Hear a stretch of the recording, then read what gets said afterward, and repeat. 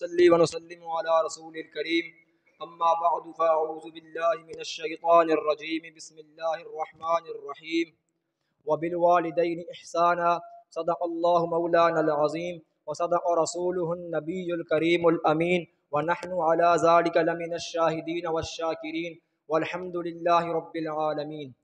مختصر حمد و ثناء کے بعد میرے واجب الاحترام واجب القدر استاد محترم حضرت علامہ مولانا مفتی محمد طاہر رضوی صاحب اور ہم مکتب ہم سفر ساتھیو، السلام علیکم ورحمۃ اللہ وبرکاتہ۔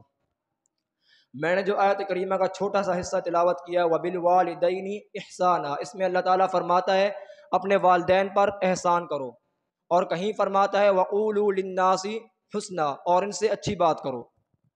حضرات گرامی، اگر والدین ناراض ہوں تو حاجی کا حج قبول نہیں۔ اتنے پیسے خرچ کرے گا، اتنی محنت کرے گا، کعبے کا طواف کرے گا، مینا میں قربانی کرے گا، لیکن اس کا حج قبول نہیں ہوگا۔ کیوں نہیں ہوگا؟ کیونکہ والدین ناراض ہیں۔ نمازی کی نماز قبول نہیں، مجاہد کا جہاد قبول نہیں، کسی بھی قسم کی عبادت تب تک قبول نہیں ہوگی جب تک والدین ناراض ہیں۔ ایک صحابی رسول نے زندگی میں قسم کھائی کہ واللہ میں جنت کا کنارہ اور جنت کی بنیاد چوم کے مروں گا، جنت کا کنارہ اور جنت کی بنیاد چوم کے مروں گا۔ قسم کھانے کے بعد خیال آتا ہے کہ جنت تو مرنے کے بعد ملنی ہے، قسم تو زندگی کے اندر پوری کرنی پڑے گی۔ پریشان ہو جاتے ہیں، حضور صلی اللہ علیہ وسلم کی بارگاہ میں حاضر ہو کر پوری تفصیل بتاتے ہیں۔ حضور نے فرمایا تیرے والدین زندہ ہیں؟ صحابی نے کہا جی یا رسول اللہ زندہ ہیں۔ حضور نے فرمایا جا اپنی ماں کے قدم چوم لے، اپنے باپ کا ماتھا چوم، تیری قسم پوری ہو جائے گی۔ استاد کی شان یہ ہے، استاد کی دعا سے بندہ ولی بن جاتا ہے۔ آج حضرت پیر مہر علی شاہ رحمۃ اللہ علیہ کو کون نہیں جانتا؟ ان کی کامیابی کا سلسلہ کہاں سے شروع ہوتا ہے؟ یہاں سے شروع ہوتا ہے کہ ان کی عادت تھی کہ ہر رات اپنے استاد کو وضو کرایا کرتے تھے۔ ایک رات وہ پانی لے کر جا رہے تھے تو استاد صاحب نے دیکھا نہیں تھا، استاد صاحب نے گیٹ بند کر دیا تھا، اور پھر جب استاد صاحب رات کو لیٹ اٹھے تو پیر مہر علی شاہ صاحب اس ٹائم تک پوری رات سر پہ برتن اٹھا کے کھڑے رہے استاد کے انتظار میں۔ جب استاد صاحب نے پانی مانگا رات کو لیٹ تو باہر سے آواز حضرت میں حاضر ہوں۔ استاد صاحب باہر ہے، کندھے پر شفقت سے ہاتھ پھیرا اور دعا دی جا میرے شاگرد اللہ تجھے کامیاب کرے، اور آج اللہ نے ان کو ایسا کامیاب کیا کہ پوری دنیا ان کو ولی کے نام سے جانتی ہے۔ حضرت ابراہیم علیہ السلام بھی اللہ کے نبی، حضرت اسماعیل علیہ السلام بھی اللہ کے نبی۔ حضرت ابراہیم علیہ السلام والد ہیں حضرت اسماعیل علیہ السلام کے۔ ایک مرتبہ ایسا ہوا کہ حضرت ابراہیم علیہ السلام حضرت اسماعیل علیہ السلام کے گھر گئے تو وہ گھر پر موجود نہ تھے، وہ پیغام دے کر واپس آ جاتے ہیں۔ رات کو جب حضرت اسماعیل علیہ السلام گھر جاتے ہیں تو پوچھتے ہیں بیگم کیا کوئی آیا تھا؟ کیا کوئی آیا تھا؟ بیگم کہتی ہے جی کوئی آیا تھا، پیغام دے کر گیا ہے کہ آپ کے گھر کی چوکھٹ اچھی نہیں۔ حضرت اسماعیل نے سوچ کر کہا بیگم وہ میرے والد تھے، تم نے ان کو بٹھایا نہیں، تم نے ان کی خدمت نہیں کی، جاؤ تمہیں طلاق ہے۔ اس چھوٹی سی بات پر حضرت اسماعیل علیہ السلام نے طلاق دے دی۔ حضرت علقمہ کا واقعہ یہ کہ ان پر نزاع کا وقت آیا، نزاع کے وقت پر ان کی زبان پر کلمہ جاری نہیں ہو رہا تھا۔ حضور صلی اللہ علیہ وسلم گھر تشریف لے کر گئے، گھر والدہ سے جا کے پوچھا کیا آپ ناراض ہیں ان سے؟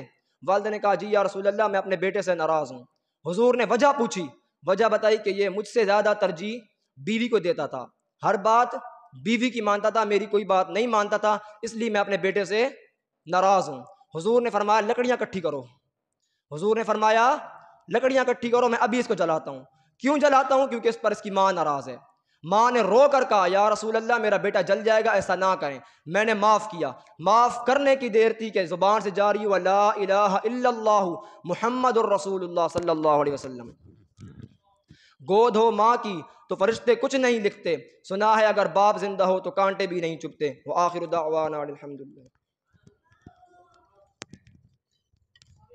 الحمدللہ رب العالمین والصلاة والسلام علی سید الانبیاء والمرسلین، اما بعد فاعوذ باللہ من الشیطان الرجیم، بسم اللہ الرحمن الرحیم، وَاعْبُدُوا اللَّهَ وَلَا تُشْرِكُوا بِهِ شَيْئًا وَبِالْوَالِدَيْنِ إِحْسَانًا صدق اللہ العظیم وصدق رسولہ النبی الکریم ونحن علی ذلک لمن الشاہدین والشاکرین۔ حمد و ثنا کے بعد میرے استاذ محترم حضرت واجب القدر واجب الاحترام خطیب یورپ حضرت علامہ مولانا مفتی محمد طاہر رضوی اور میرے ہم مکتب ہم سفر ساتھیوں اور جج صاحبان، السلام علیکم ورحمۃ اللہ وبرکاتہ۔ حقوق العباد میں سے سب سے اہم ترین حق والدین کا ہے، یعنی رب تعالیٰ نے اپنی حق عبادت کے بعد جس کا ذکر فرمایا ہے وہ والدین کا حق ہے۔ وَاعْبُدُوا اللَّهَ وَلَا تُشْرِكُوا بِهِ شَيْئًا وَبِالْوَالِدَيْنِ إِحْسَانًا، یعنی رب تعالیٰ کے ساتھ رب تعالیٰ کی عبادت کرو اور اس کے ساتھ کسی کو شریک نہ ٹھہراؤ، اور والدین کے ساتھ حسن سلوک کرو، یعنی کہ اچھا اخلاق سے پیش آؤ۔ ایک روایت میں آتا ہے کہ ایک باپ نے اپنے بیٹے سے پوچھا، سامنے بیٹا یہ کیا ہے؟ تو بیٹے نے جواب دیا کہ بابا جان یہ کوا ہے۔ پھر جب دوسری مرتبہ باپ نے بیٹے سے کہا بیٹا یہ کیا ہے؟ تو بیٹے نے پھر جواب دیا بابا جان یہ کوا ہے۔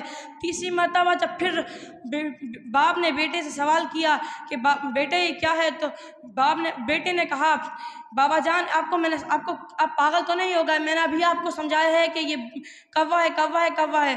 تو باپ اس پہ رونے لگا اور کہنے لگا کہ بیٹے تو نے مجھ سے یہی سوال ایک ہی لمحے میں 100 مرتبہ کہا تھا تو میں نے تیرا 100 مرتبہ جواب دیا تھا، میں نے تجھ سے صرف 3 مرتبہ کہا تو تو تھک گیا ہے۔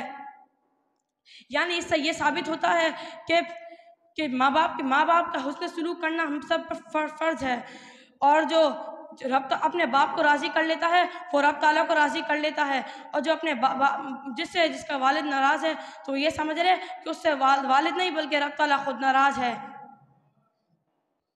اور ایک حدیث ہے کہ حضور صلی اللہ علیہ وسلم نے ارشاد فرمایا کہ رب تعالیٰ کسی بھی جرم کی سزا انسان کو دنیا میں نہیں دیتا، یا اسے درگزر فرما دیتا ہے یا اسے معاف فرما دیتا ہے یا اس کی سزا قیامت میں دیتا ہے۔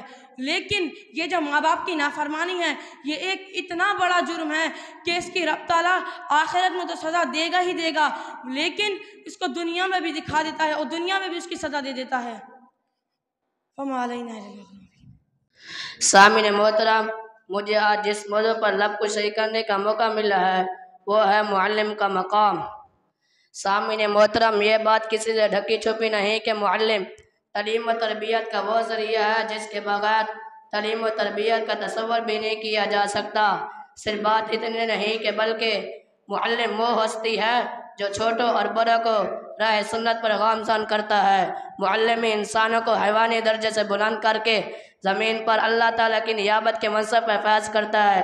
معلم جاہل کو عالم اور بے ادب کو باادب بناتا ہے۔ معلم وہ واحد ذریعہ ہے جو معاشرے کی فضا ہموار کر سکتا ہے۔ گرامی قدر احباب، اسلام نے معلم کو نہایت عزیز اور قابل احترام قرار دیا۔ اسلام نے معلم کو روحانی باپ کا درجہ دیا۔ اسلام نے معلم کو نبی کا وارث قرار دیا۔ اسلام نے معلم کو مربی اور مصلح قرار دیا۔ بلکہ میرا تو دعویٰ ہے جس طرح پھولوں کی مہک کی ضرورت ہے، چاند کو دمک کی ضرورت ہے، سورج کو چمک کی ضرورت ہے، جسم کو روز ضرورت ہے، اسی طرح ایک عالم بننے کے لیے ایک معلم کی ضرورت ہے۔ سامعین محترم، آپ معلم کا مقام اندازہ اس بات سے لگا سکتے ہیں کہ خود خالق رب السماوات والارض معلم ایک اول ہے۔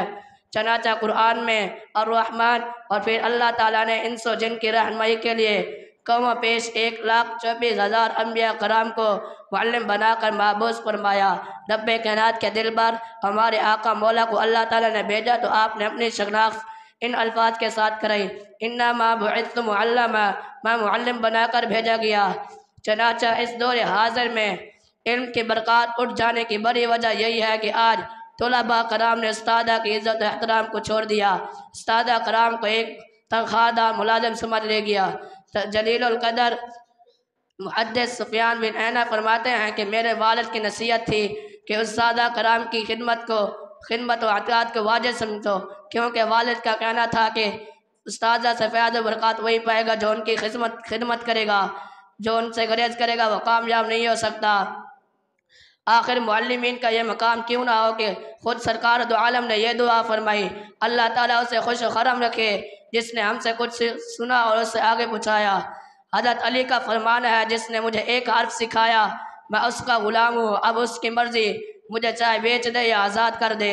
دعا ہے اللہ رب العزت سے کہ ہمارے استادہ کرام کی زندگی میں علم میں، عمل میں، مال میں برکت و وسعت عطا فرمائے اور ہم سب کو علم نافع سے بہرور فرمائے، آمین۔ وما علینا الا البلاغ المبین۔ الحمدللہ رب العالمین والصلاة والسلام علی سید الانبیاء والمرسلین، اما بعد فأعوذ بالله من الشيطان الرجيم بسم الله الرحمن الرحيم وبالوالدين إحسانا صدق الله العظيم وصدق رسوله النبي الكريم الأمين ونحن على ذلك لمن الشاهدين والشاكرين والحمد لله رب العالمين۔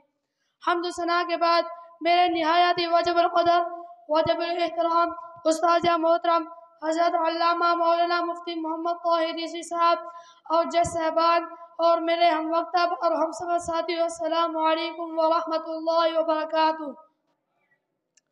جیسا کہ آپ سب کے علم میں ہے کہ میں نے قرآن مجید فرقان حمید میں سے ایک آیات کا چاند حصہ پڑھنے کا شرف حاصل کیا۔ دعا ہے اللہ رب العزت سے مجھ ناچیز کو اس کا صحیح معنی اور مفہوم بیان کرنے کی اور ہم سب کو اس پر عمل کرنے کی توفیق عطا فرمائے۔ اللہ تعالیٰ نے اپنے لالائے بیاب کتاب میں ارشاد فرمایا وَبِالْوَالِدَيْنِ إِحْسَانًا، اور والدین کے ساتھ حسن سلوک کرو۔ حضور صلی اللہ علیہ وسلم کی خدمت میں ایک صحابی حاضر ہوا، جہاد کی اجازت مانگی۔ حضور صلی اللہ علیہ وسلم میں جہاد پر جانا چاہتا ہوں، مجھے اجازت عطا فرمائیے۔ حضور صلی اللہ علیہ وسلم نے فرمایا احی والداک، کیا تیرے والدین زندہ ہیں؟ اس نے کہا قال نعم، جی حضور میرے والدین زندہ ہیں۔ حضور صلی اللہ علیہ وسلم نے فرمایا قال ففیہما فجاہد، جا ان کی خدمت ہی تیرا جہاد ہے۔ ماں باپ کو ترستے ہوئے چھوڑ جائے اور بیٹا جہاد پر چلا جائے اور ماں فالج میں پڑی ہو اور بیٹا تبلیغ کر رہا ہو، باپ تڑپ رہا ہو اور بیٹا پیروں کی چوکھٹ پر جھاڑو لگا رہا ہو، اللہ تعالیٰ راضی نہیں ہوگا۔ حضرت ابو امامہ باہلی رضی اللہ تعالیٰ عنہ سے روایت ہے کہ حضور صلی اللہ علیہ وسلم نے ارشاد فرمایا تین شخص ایسے ہیں جن کے اللہ تعالیٰ نہ نفل قبول فرماتا ہے اور نہ ہی فرض، انہی میں سے ایک والدین کو اطاعت دینے والا ہے۔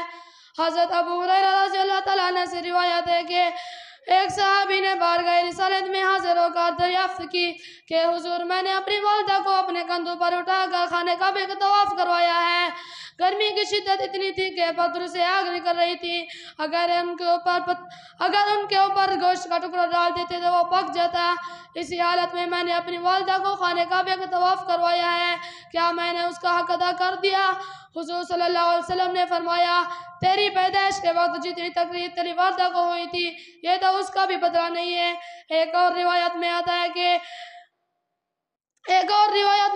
کہ جو آدمی اپنے والدین کے لیے روزانہ دعا کرے، اگر وہ زندہ ہو تب بھی، اگر فوت ہو جائے تب بھی یہ عادت بنا لے تو اس کے رزق میں کبھی بے برکتی نہیں ہوگی۔ اللہ تعالی ہم سب کو اپنے والدین کا فرما بردار بنائے۔ اس کی وَمَا عَلَيْنَا إِلَّا الْبَلَاغُ الْمُبِينُ۔